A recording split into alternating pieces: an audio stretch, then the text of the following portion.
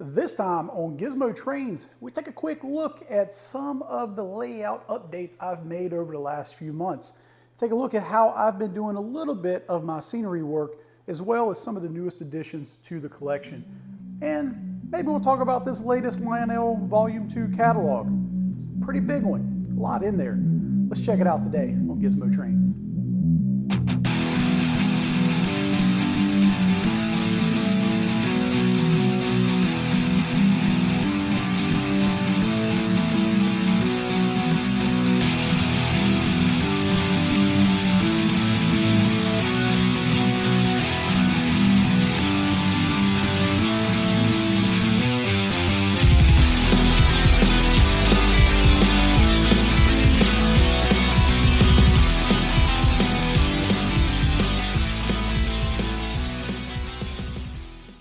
Folks, welcome back. I'm Lawrence and this is Gizmo Trains. If you're just joining us, I have a layout here behind me that I've been building since last fall. Not just a layout, but this entire room. So if you're just catching up on what's going on, have a look at some of my old videos. I'll post them up here, a little bit of a link to it. But today's video is about what's been going on. And I wanted to take a quick moment to stop from all the chaos in life and show you guys around a little bit. If you follow me on Instagram, some of this may be a repeat, but if not, hey, it's just another minute to hang out. So let's get to it. Come on, come. So we'll start off by saying, hey, excuse some of the mess around here. This is an actively working project, of course, and I got stuff everywhere as we're building this. But we'll start back here and taking a look at some of these retaining walls that I have made. And these are removable so that I can get back into that tunnel area as needed if we have a derail or cleaning track. These are 3D printed. If you have an opportunity to get a 3D printer, do it. They are so versatile, so great for model railroading to be able to just make anything you may need. These were a pretty quick print, and I just weathered them with a little bit of spray paint, of course.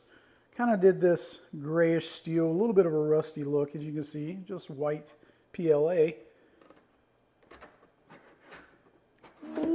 But I have a Bamboo Labs H2D, and of course 3D printers come in all shapes and sizes. But get the one that you can afford the most, and even if you spend a few more bucks, it's well worth it. Bamboo Labs for especially make really nice printers. Nice, huge size, very easy to use interface, and mine have multicolor filament feed, and that works out really awesome making cool stuff. So another thing we did was also these tunnel portals. And again, what's awesome about that is the fact that I can make these to the exact size and shape that I need, which was very helpful for this area because we're going into a curved area inside this tunnel. The distance here is a little awkward, the height's a little weird, and came out really well. This is another one that I'm working on. Now, I'm going to remake this one because I had to cut this little notch because, of course, you always should measure twice and print once, but hey, you live and learn. But that one's going to go right in that hole there. Pretty cool. So another thing I've been working on is ballasting. We've gotten started here. I've started this front section, laying ballast all the way down, and I've got to get some more, but it's a good start. These are some of the leftover pieces that I had from making those retaining walls. Worked out really well. This was sort of a very close little cut-off area here in the wood over there too, so made a nice little retaining wall. Keep that ballast in place. Also 3D printed a little stone wall here, weathered it up. Again, keeping that ballast in place, even though, yeah, it's glued, but it's a nice look. That leads us to our sticker board. I did this pretty quick, piece of aluminum. Got a few stickers on there so far, but gives me a place as I kind of come across folks in shows and events. Can rep it right here. Which, by the way, I've got my own finally. I've got them printed. If you guys are interested in having one, they're free. I'm not charging for them. Hit me up on Instagram. Shoot me a message. I'll be happy to send one out to you. I've also began weathering the rails. So we of course have our standard outlets here, just nice and shiny. And then, bam, old and rusty looking. So of course you can pick whatever color you want. I personally kind of like this darker brown, sort of rusty. I think that's personally a little more realistic, kind of an older weathered rail. Really cuts down that shine, which makes it more realistic, of course. So I thought I'd take a minute too to kind of share how I'm doing some of the stuff I'm doing around the layout. There's a lot out there. There's so many videos on scenery, weathering, ballasting, but for me, I enjoy kind of seeing everybody's different processes because some stuff works better than others. Also, depending on your situation, some processes work better for you versus other people. So for me, I thought, hey, let me just kind of share what I'm doing. If it's right, wrong, hey, it doesn't really matter. It's your layout, it's my layout. Do whatever you want to do. If it looks decent and it works for you, go for it. So for me, I wanted something as far as weathering these rails that was relatively simple to do and it was quick and easy because, hey, time is valuable. I'm getting fewer and fewer hours in the day, it seems like, to kind of work on the layout and do everything else in life. So I've already obviously have the track laid. I'm definitely not pulling it back up to weather. I've seen people do airbrush, which I think works great too, in other various ways. But you know, for me, I figured just good old spray paint. This is a Rust-Oleum. This is satin espresso. I didn't want too much shine. Obviously want it kind of rusty looking and want it a little darker. You could go different colors. You can go lighter, darker, whatever you find that works for you and what you like. I would recommend getting a can, spray a spare piece of track, let it dry, see how it looks. Does it seem to fit what you want? If it does, awesome. If not, hey, go grab another can, under 10 bucks. So a few other things for me. Some kind of WD-40, PB Blaster, some sort of little oil, and I'll show you why here in a second. Some acetone. I use this for cleaning rails in general, but this will help us with the top of the rails. And roll of paper towels. Pretty simple. 4 items, quick and easy. So I will start with a warning of, hey, probably do this in a well-ventilated area. Use some sort of protection, breathing, you know. Use your own discretion on what you're doing.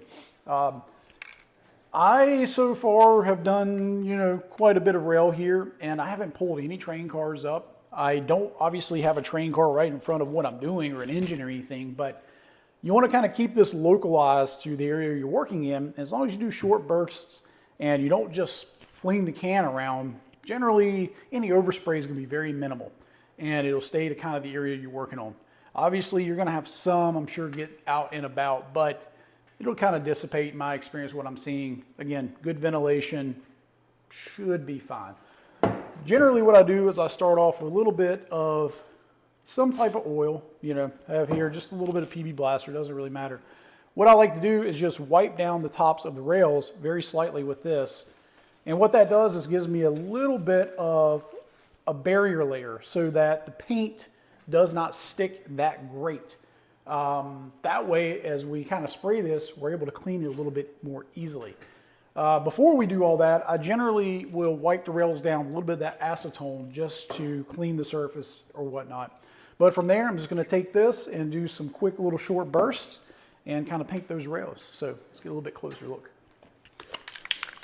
So just going to take it, and again, just quick little burst here. Just going to cover the sides of those rails. See, simple. This is just a 12-inch curve. It doesn't take long. Nice light coat. And then I'm just going to come here and do the back side.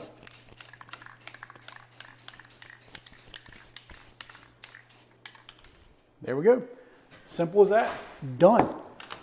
Now from there, I'm just going to get some acetone on a paper towel and then simply just wipe down the top of these rails to get off all that paint overspray. See? Simple stuff. And then I'll just go back and individually wipe the tops and go a little past the area you're working on because yes, there will be a little bit of overspray. We know that. Just to make sure that we have all that off. And again, having that little bit of a layer of oil on top helps us make sure that nothing sticks. And you can also go back later with some sort of cleaner pad once it dries, something like this, a little scuff, just to make sure, and then one final pass. But that's it, super simple. You get a little bit of the rusty, weathered look on the side of the rail. You also get a little bit on the top of the ties, which takes some of that glossiness away from the Atlas ties that are kind of there, kind of mutes it down a little bit, makes it look more realistic. So simple as that. This is super quick. This took all of 5 minutes, if even that, less than that, just for this section. So you can see real quick how we can just cruise down a section of rails and get that weathering done quickly, efficiently, and relatively easily. Hope this helps somebody. And then I've started pulling out some of my old Woodland Scenics buildings. Of course, they make the best out of the box buildings, in my opinion. This is just sort of playing around with something. Nothing's really dialed in as far as permanent stuff yet. My wife picked out this station we found at a local train store, so need to definitely kind of weather this one up a little bit, but it's a project to be done soon. Now, one that I've done personally is this Corber kit. This is a diesel shed. Put this together, did a quick little weathered paint job on it, nothing too crazy. Got inside here, did a little bit of like a green shop look. Let's see if I can focus. Did some yellow on these posts, kind of like a safety deal there. So I don't think it came out too terribly bad. A little smoke there, but placement wise, I still can't quite decide where I want it. I wanted to be able to put it somewhere we could see inside, and the detail's pretty easy. This corner fits, but the feeding end's going to be kind of weird. May turn it this way. I have a switch down there that can feed into it. What I'd really kind of wanted to do was maybe put it here, but then it's going to be kind of blocking this round table view, and I'm not so sure. What do you guys think? Maybe let me know in the comments. I've got to get back to putting some whisker tracks in here too. But we've got a few done. Some other 3D printing projects. Made this panel for my switches. So that one still has to be wired. This one has been done. So I can now turn on all my whiskers independently, not always powered on. This is another quick 3D printed project I did. Just a little diesel service stand, which actually I think that it's not too bad on height. Yeah, it's gonna be all right, I think. Need to print maybe a few more of those, but I'm kind of thinking these two tracks here are sort of like service tracks. Maybe put these around that area.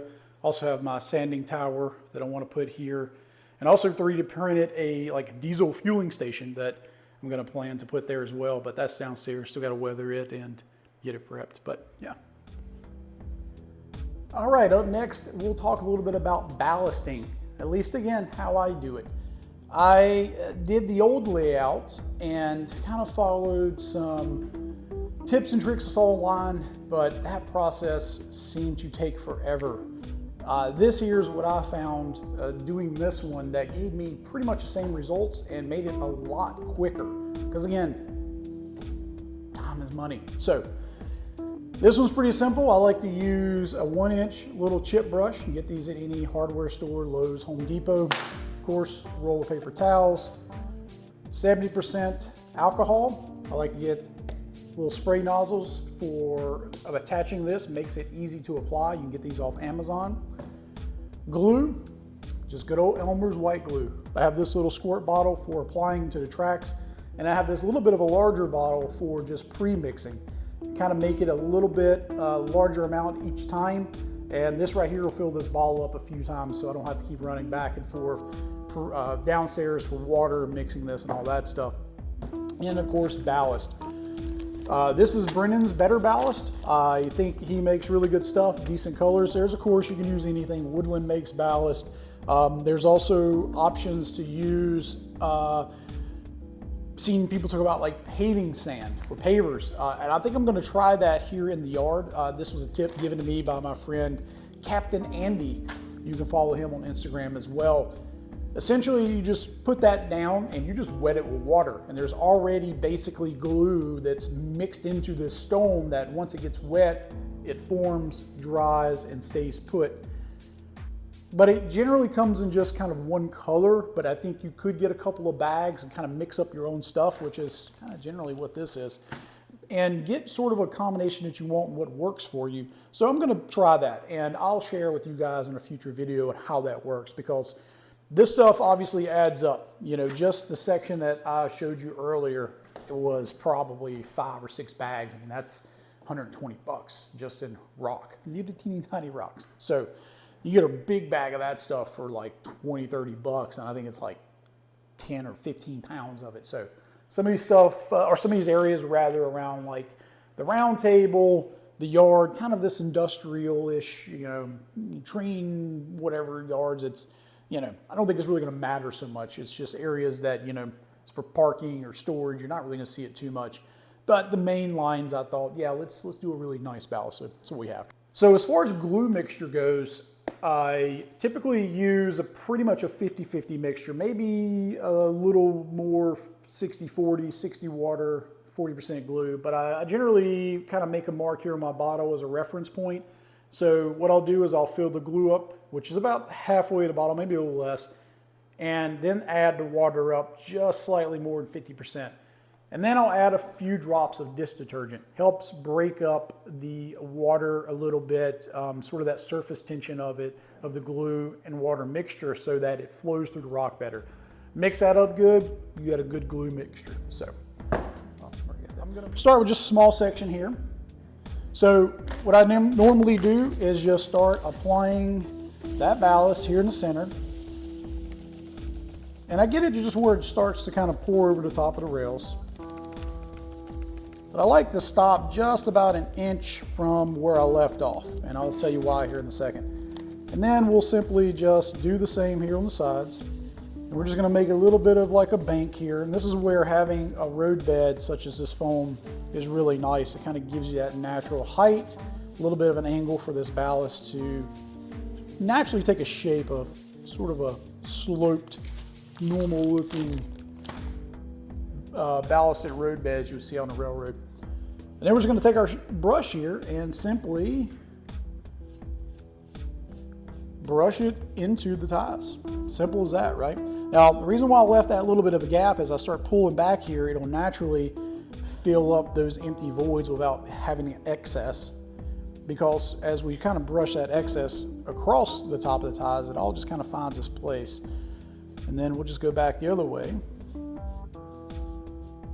And there's no right or wrong way of doing this. Again, it's all about what kind of look you're going for. Do you want something super clean and perfect looking? Do you want a little bit on top of the ties? However you want to do it. Just happy little ballast. All right, and then I'll do the same here. I normally just kind of go nice fluid motions, just kind of pulling that across the ties, get the edge of the brush, just get it out of the rail there, filling up that.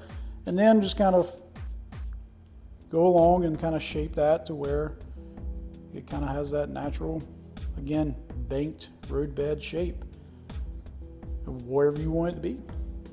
Easy, easy. All right, once you're pretty happy with that shape, take the other end of your brush, give it a couple good smacks. What that does is it takes all that little rock that maybe was built up on the rails and gets it knocked down pretty nice. You see here, we don't really have anything up there. So we'll do an example. So we'll have a, you know, little bit of rock here on the top of the rails. Give it a couple good. Settles it all down. Nice and neat. Next, we're going to just soak it down a bit with isopropyl alcohol. This again will help break that surface tension of the rock, let that glue flow down.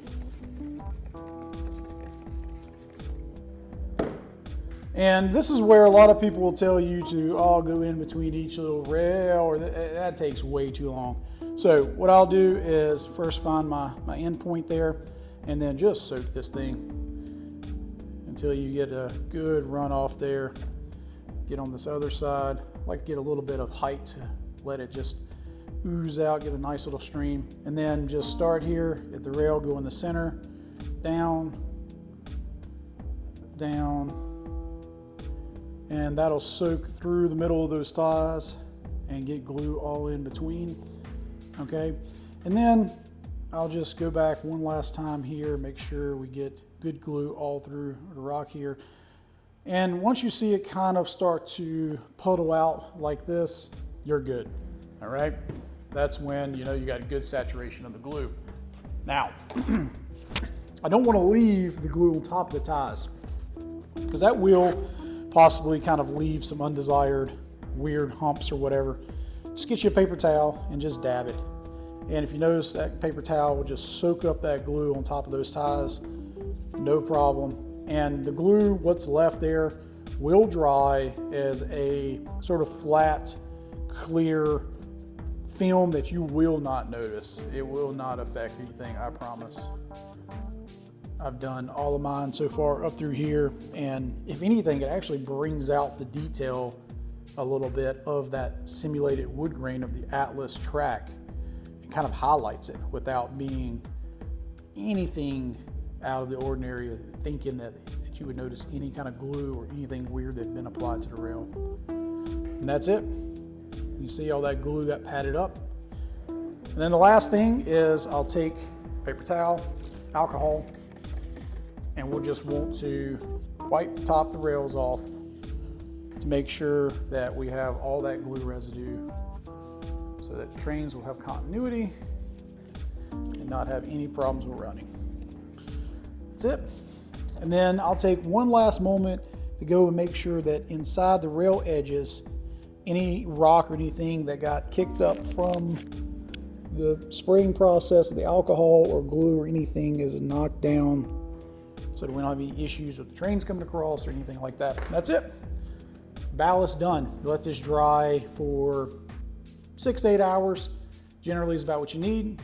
And then you'll have nice solid ballast that will be there for years to come.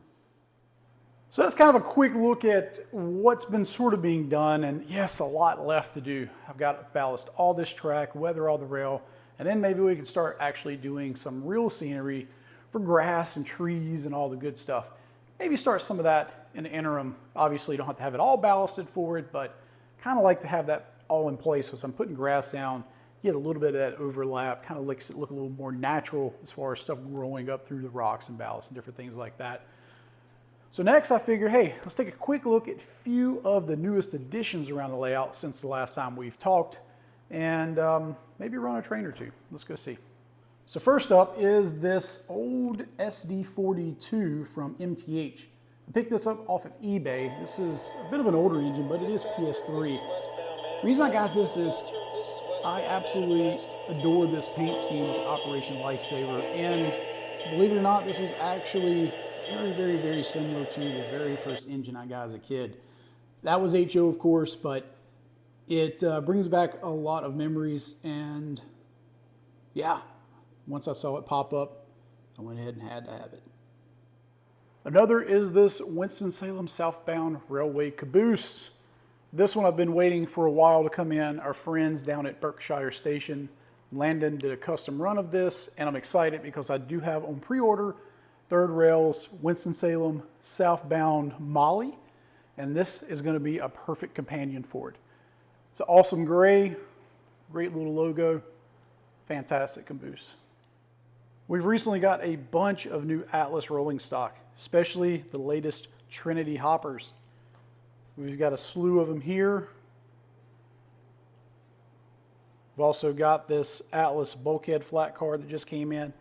But I think my absolute favorite is this potash unit. It's considered salmon, and I guess it sort of is, but in actual person and light, sort of almost like a neonish orange, and it is absolutely fantastic in person.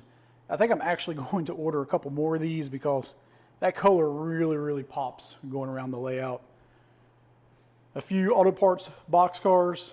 The rock is super cool here. It's a X-Rock rather, so UP, and they sort of did that kind of painted over look where you can see where it's like a patch job.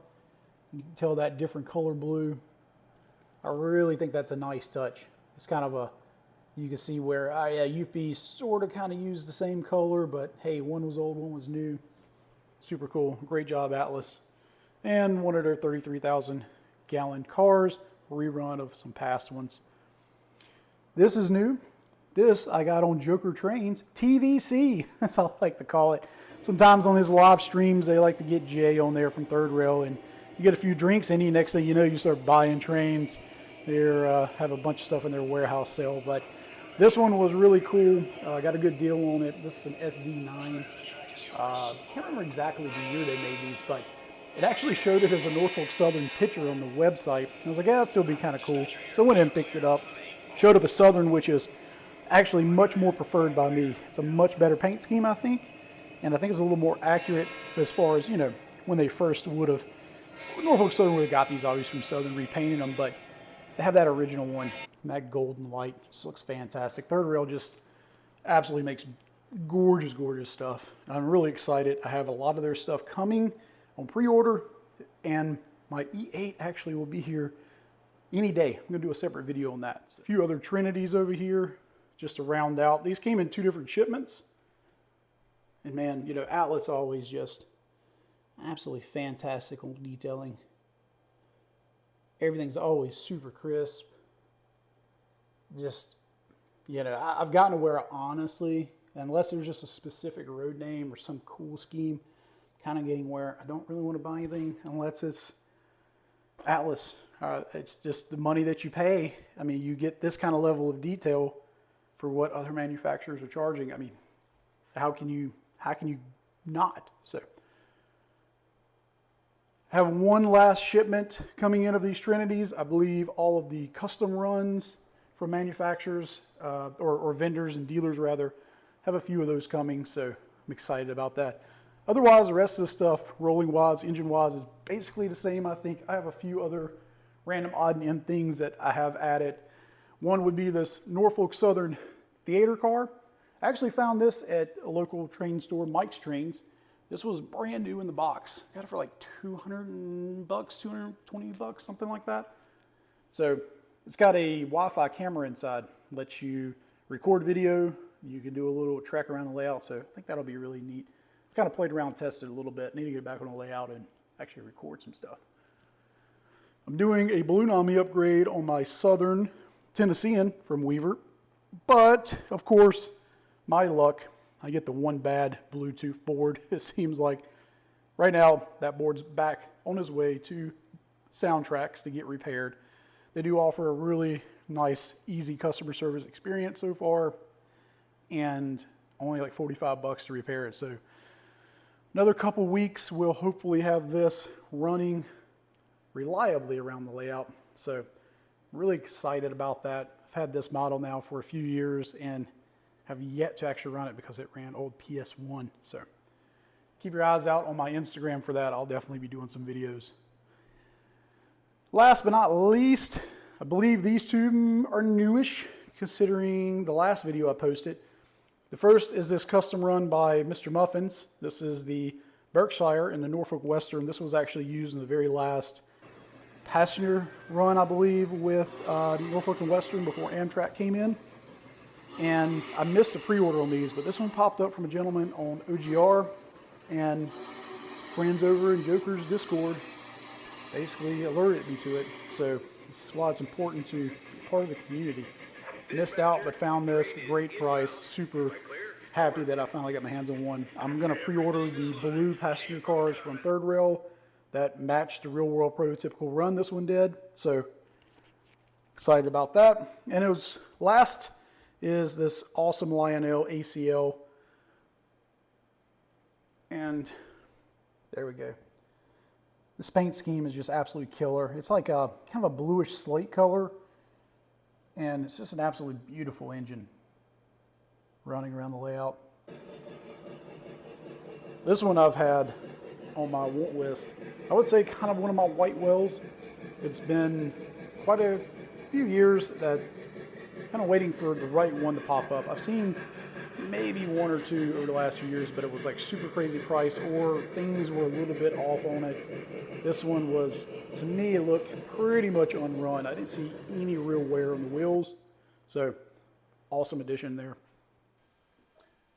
All right, moved here to the office quick. I got my buddy Topo. He wants to check out the Lionel Volume 2 catalog with me.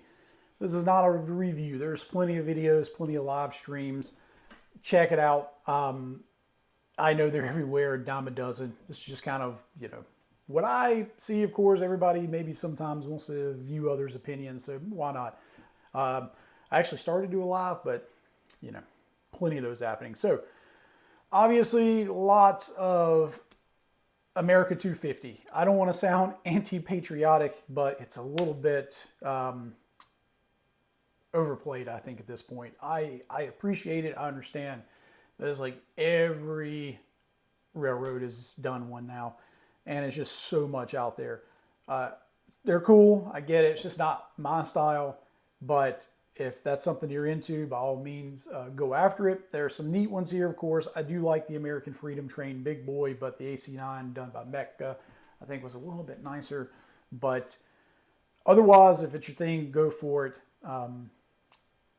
But it's much like us YouTubers, if you want to call me that. Everybody has one and an opinion. But we'll keep moving through that. And of course, big boys galore. More in this catalog. Not really surprised by that. Again, that's another one that's been kind of overplayed here this summer. I'm kind of glad that it's headed back west because, my God, that's all I heard about for weeks here on the East Coast is big boy, big boy. Super awesome. Have them. Love them. But I'm all big boyed out. Aux tenders are here, of course. They're doing a black flag this time. Looks like a hot dog scheme. I thought that the GP40 misprint here was entertaining. So some funny looking GP42s on this page. I did notice the pilot version. That's going to be pretty cool, I think. If you're one of the collectors that has everything, I think you go for these. They're cool, but I have a lot more stuff that I would prefer to buy first before going down that rabbit hole. S3s are here. I'm definitely going to get some sort of S3, but I'm going to wait for the custom runs. I encourage everybody to always wait for the custom runs. Don't run out and immediately pre-order something unless you just absolutely know that's something that you're going to have. There's a few of those items in here for me, but I want to see what else is out there, what's going to come. But the cylinder steam for me is where it's at with these. About time that we got this back. I've been waiting for a while to have Lionel come out with a model with this. I think that is so cool. The old GS1s had it, but or GS4. Getting whatever engine now, trying to find this with it, you're spending tons of money. These are around $1,800 a catalog. Yes, always expensive, but pre-order, sure, with dealers is going to be a bit cheaper. So quite a few offerings there. I do like the red safety light on these as well. So decapods are cool. Probably going to be skipping that. I don't really have a huge desire for one. Atlantics, this is another one that's like starting to get like the ES44s. It's in every catalog, it seems like. They are really making their money on that tooling for sure. I already have one. I have the Train Loft exclusive I picked up, the Katie. So not really planning to do one. If I were going to get one, this Union Pacific with the Vanderbilt tender, I think it's the coolest. Kind of mixes things up a little bit from what I've seen in some of the other Atlantics. And then, of course, we have some ES44s. Again, going to be a staple and seems like in every catalog for Lionel. Probably skipping these as well. I think the Seaboard is a hit. I may consider getting this if I find one at a good deal when they come out, just because I have a nice set of Seaboard passenger cars that has the same scheme, and I think they would look really good being pulled behind this. So we'll see. Landmark series for Norfolk Southern. I have pre-ordered a couple from MTH just because they're having their whole new tooling with those, with a lot of new details added. Very curious to see how that's going to look. I am still working through some PS3 MTH WTIU issues, trying to get my layout a little better sorted. So hopefully we'll get that resolved before those come. If not, may have to cancel and get these instead. We'll see. Now, the one I think I am going to grab here is this SD70 Ace, is this QNSL. I really like this orange nose on this engine. Looks super sharp to me against that gray. I think this is one that people are going to sleep on a little bit. So I think I'm going to grab that one. Really like it. This is what I'm saying is your biggest bang in this catalog. This is the thing that I think cost-wise is, yes, I would say affordable is a loaded question and it's subjective to everybody, but this BNSF LNG set, Lionel's really hitting out of the park with these sets, and I think the pre-order pricing is going to be really attractive. They have it here listed at $2,100, but the overall bang for your buck you're getting is two powered SD70s here in this BNSF scheme, which always a really sharp scheme. The orange on these always look fantastic. Not to mention you're getting 5 freight cars. You got one with some graffiti on it. With this sort of, LNG tanker, this and that BNSF scheme. Oh, and this tank car. Who knows what the blue will be? Hell, Lionel doesn't know. So we'll see when it shows up. But, considering the SD70s are what, $800 now? Let's go back here and look. Oh, $850. So right there, if you were to buy these separately, you're talking $1,700 in engines that you're getting for $2,100. So that's basically less than $100 a car. But again, with the pre-order pricing, you're going to likely see this closer. I haven't looked yet, but I'm imagining $1,850, $1,900. So the one thing I'm curious to know is, and I guess we can see in the later on in the catalog, is what the cars are. Are they the Lion scale version? They're X-Weaver generally, and it can sometimes lack some separately applied details, stuff like that. A lot of that's molded in, but I don't know. For the price, you get a cool set. Might be worth it. So that's going to be a definite huge on my list of seriously considering. Moving on, U30s. Nothing too crazy here. I did watch Eric's live stream last night, and I think I do agree with the folks there, Peachy and Ben and Eric, that this scheme here, I think, of the set is the most attractive. Kind of has a cool, it's this sort of bronze, goldish, black theme going on to it. This coal set, not really my thing. I thought the engine was kind of cool. It's like Edison, Detroit Edison, shaken, not stirred, 007, James Bond vibe. But if it's your thing, go for it. It does have a working EOT on this one. SC42s are back. These are okay. Anyway, GP15s. This is something I think that is not been done by Lionel before. I think it's old GP20 tooling. I believe it's XMTH. I think that they kind of changed a few things in the tooling to make them GP18s. Again, watching the stream last night with Eric's Trains, I saw him show a model and he was talking a little bit about how it lacked a lot of the fancy legacy details. Make sure my mic's still working. But, I think for the price here, we're talking $675. You're probably going to get that under $600 for from a good dealer. And for a legacy engine, a pretty solid price, guys. We all talk about how everything's so expensive and this and that. It's like, well, here we got something that's a bit of a affordable model. I think I'm actually going to grab this Norfolk Southern one here.